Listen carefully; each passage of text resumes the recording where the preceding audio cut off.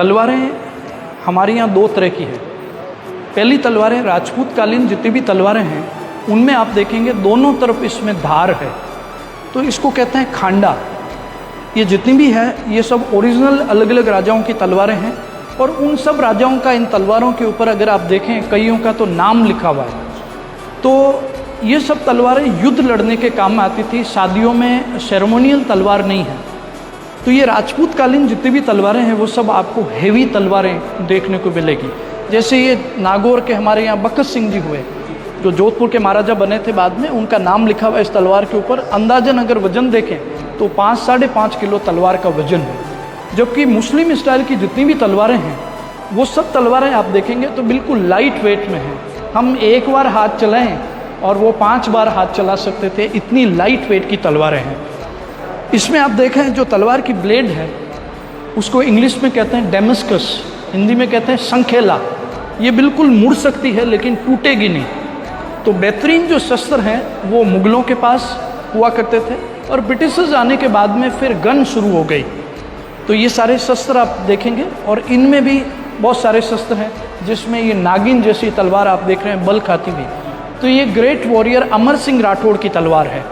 अमर सिंह जोधपुर के राजकुमार थे, बाद में नागौर के शासक बने, जिन्होंने मुग़ल बादशाह शाहजहाँ के सगे साले सलाबत खान को अपनी कटार के एक ही वार से उन्होंने मार दिया।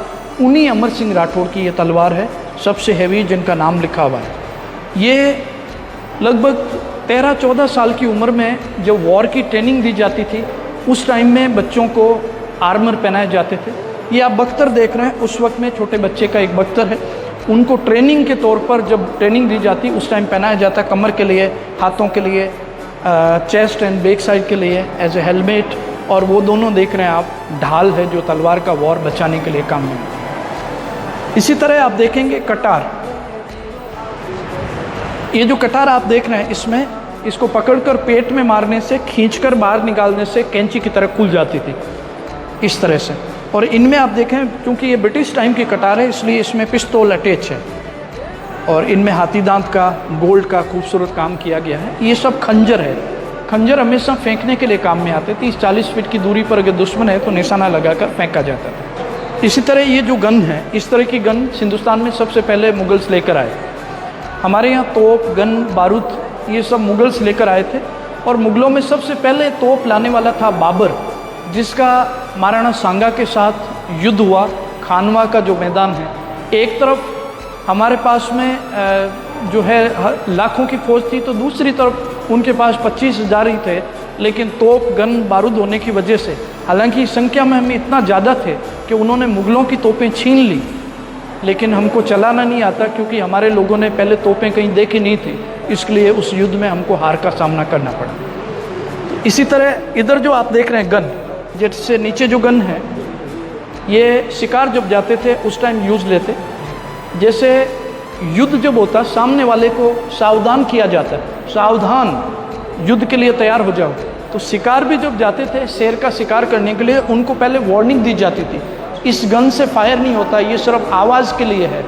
ज़ोर से धमाका होता, उनको मौका दिया जाता था भागने का, उसके बाद शिकार किया जाता भागते हुए का। इसी तरह दूसरे जो शस्त्र है, इसमें ये जो शस्त्र आप देख रहे हैं इसको तीर के साथ बांध कर निशाना लगाकर छोड़ा जाता।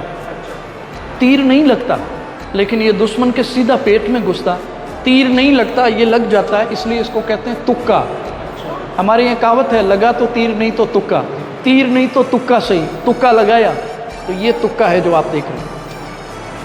ये सुबह के टाइम में जब महाराजा भ्रमण के लिए जाते हैं उस टाइम ये छड़ी उनके पास में रहती है। ये गुप्ती है। 2 नंबर पार्ट इसके ऊपर की तरफ छुपाया हुआ शस्त्र है, छड़ी के साथ छुपाया हुआ शस्त्र गुप्ती। इसमें 3 चीज़ें हैं, छुरा, पिस्तौल और गुप्ती। ये वाला पार्ट इसके नीचे की तरफ छुपाया हुआ रहता था।